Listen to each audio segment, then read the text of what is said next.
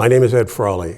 A number of years ago, I don't remember how many years, getting awful old, but a number of years ago, I went out to Michael Ellis School in California when he was still running the school. He's since retired the school, but I went out to California and I filmed the video that you're going to see in this behavior creation online course. It's an excellent online course. There's a lot to it. It's 322 short videos. It's over 17 hours of video. We put this course together to help new dog trainers.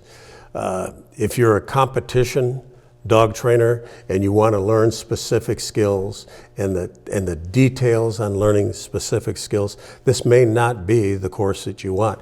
But if you're a new dog trainer, or if you've only had one or two dogs, or if you have a dog that's an old dog and you're getting a new one, and you have to start all over again, and your old dog was perfect and your new dog's not quite perfect, and they never are. They will be perfect. You will fall in love with them. But this is a course for you. And our courses are not meant to be watched one time. They're meant to be watched 10 times. Every time you watch it, take notes. Every time you watch one of these videos, you're going to see something that you missed the first time around. We don't make movies.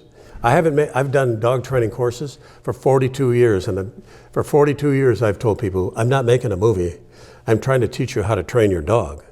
And just think about this course with 322 videos to watch.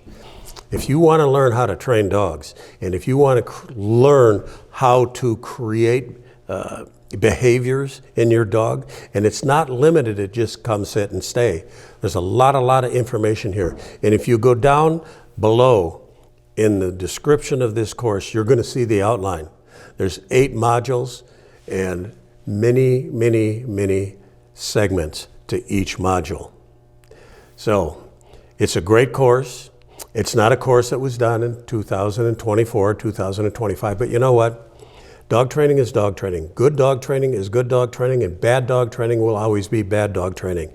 But this, even though it was filmed many years ago, is still an excellent course.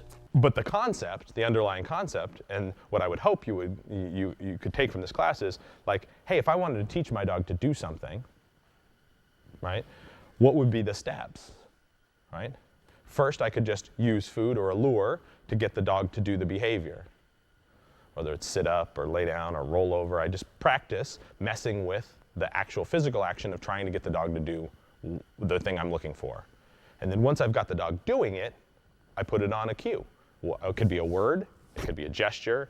I could teach my dog when I go and blink at him that he drops dead, right? And, you know, like you can do anything you want at that stage, right? So, but once you have the ability to get the dog to do the behavior, then you just install whatever trigger or cue you want for that behavior. And it's going to be the same across the board, regardless of what you want to teach the dog. And the more complex the behavior, the more you're going to have to break it down into pieces, right? So sitting and downing and putting your feet on the bucket and stuff are simple one-action behaviors, right? Capturing them is relatively easy. If I wanted my dog to spin in circles and back up and stand up on its hind legs, there's a whole bunch of different behaviors, and I'm going to have to isolate each of those, string them together, and then put them all in their cues, and it's going to take more time to break down a complex behavior like that so that we get it. But it's really, we're talking about the same mechanical tools in place to do all of those, right? So there's not a lot of variation. Dog training, you're going to find, it doesn't have a whole host of variations. There's complexity in that there are emotional states for dogs. Every dog's a little different. Creating motivation and the mechanics and things like that take a lot of practice. But the concepts themselves are pretty consistent and pretty simple. They're really not super complicated. And so what I would hope is you would get out of here and say like, I want to teach my dog to turn off the light. So I could put a target on the wall and use food to lure my dog up to hit that target with his feet. Or I could start with the target low and then move it up until the dog's hitting that target on a cue from me. And then I could hit that target on a verbal cue, and then I can put that target around a light switch, and then I could take the target away and have the dog hit the light switch with his foot, right? And I could do that in little tiny pieces to the point where I could say, get the lights, and my dog would run over and go, and hit the light switch if you wanted, right? So those are all, we're all doing the exact same thing we're doing here in class when we're teaching the dog a sit. It's all the exact same concepts, and you have to have the same communication system installed.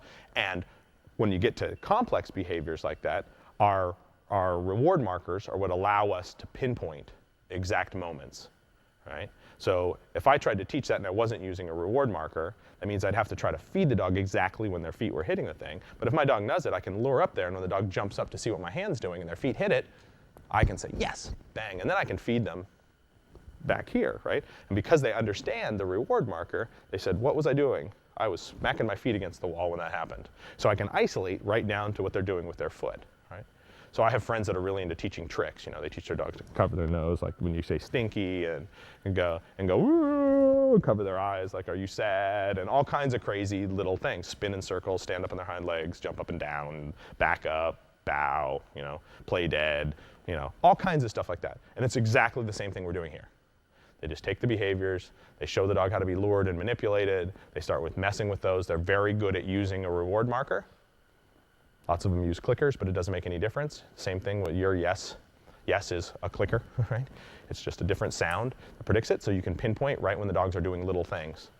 And then you find a way to prompt the dog to start along that path. You mark and reward that, you get a little closer, and you're building behavior that way.